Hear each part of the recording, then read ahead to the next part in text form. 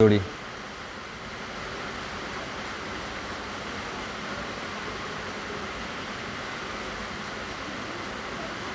ये ऐसा, ये दोनों एक जैसे लग रहे हैं। अगर नुक्ता हटा दी तो एक जैसे है कि नहीं? एक जैसे। लेकिन अगर नुक्ता लगा दिए तो फ़र्क। यहाँ पर भी अगर नुक्ता हटा दिए तो एक जैसे, लेकिन अगर नुक्ता लगा दिए तो फ़र्क। तो जिस पर नुक्ता नहीं होगा उसको बोलेंगे दाल, और जिस पर नुक्ता होगा उसको बोलेंगे जाल। जाल का भी यही तरीका है कि दोनों दांतों से अपनी ज़ुबान को थोड़ा सा बाहर निकालना है। जाल जाल। पहले ज़ुबान को दोनों दांतों के बीच में दबाओ, दबाने के बाद में फिर जब बोलते वक्त उस ज़ुबान को अंदर खींचो, जैसे जाल जाल जाल। इसी तरह सा भी है, जैसे सा। यानी अभी ये ज़बान है और ये दोनों दांत, ये इन दोनों के बीच में फंसी हुई है। दोनों दांतों ने इसको थोड़ा सा टाइट पकड़ा हुआ।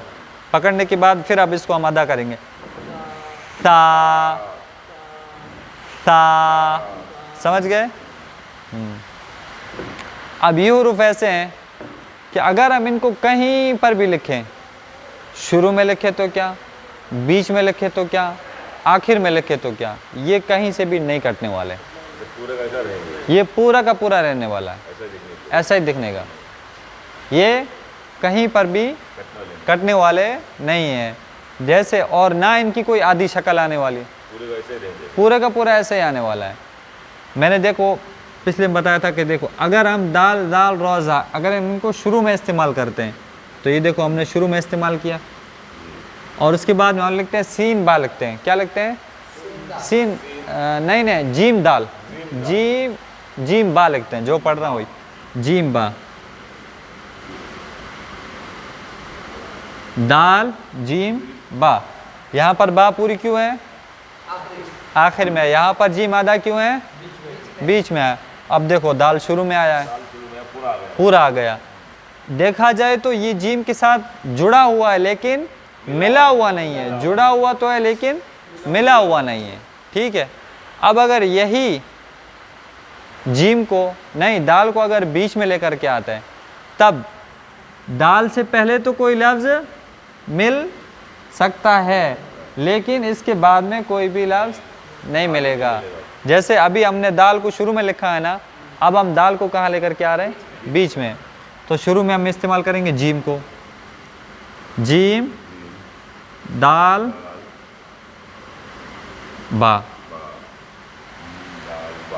जीम दाल बा। दाल को जुड़ता ही नहीं कुछ, और जुड़ने वाला ही नहीं है, खुला ही रहना उसको। हाँ, शुरू में इस्तेमाल हो गया, बीच में भी खुला, लेकिन इसके शुरू में इस्तेमाल हुआ है। शुरू में तो हुआ, मिला हुआ है, लेकिन उससे आगे कोई नहीं मिला हुआ है। अब हम अगर इसी दाल को अगर आखिर में लेकर के आते तब भी देख लेते हैं, जैसे जीम बा दाल। ये देखो ये सब हुरूफ जुड़ रहे हैं, मिल भी रहे हैं, लेकिन ये हुरूफ जुड़ा तो हुआ है लेकिन आगे इसके साथ कुछ भी नहीं मिलने वाला। दाल पर बिल्कुल नहीं मिलने वाला है। अब इसी तरह हम हर एक के शुरू में अगर र इस्तेमाल कर रहे हैं तो अभी ये दाल है, दाल पर अगर नुक्ता लगा दी तो क्या हो जाएगा? लाल। और अगर इस दाल पर लगा दिए तो लाल, और इस पर भी लगा दिए तो जाल। दोनों का तरीका आ गया। इसी तरह र और जा का भी है, र और जा। अगर हम दाल की जगह र लिख दें और इस दाल की जगह ये लिख दें र, और इस दाल की जगह र लिख दें, इन तीनों को भी ऐसा ही मिलना है। जैसे ये है ना, ये र जीम बा, जीम बा। ठीक है।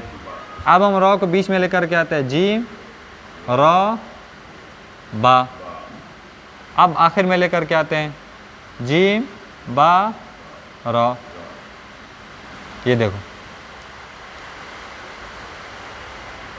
तीनों ही एक जैसे ही रहने वाले हैं, यानी इनके साथ पहले तो कोई हर्फ मिल सकता है लेकिन इनसे आगे कोई नहीं मिल सकता है, उसको खुला ही रहना है। र है, इसी को जा बना देते हैं, एक नुक्ता लगा है, जा हो गया। इधर भी रो, एक नुक्ता लगा दिया तो जा हो गया, इधर भी जा।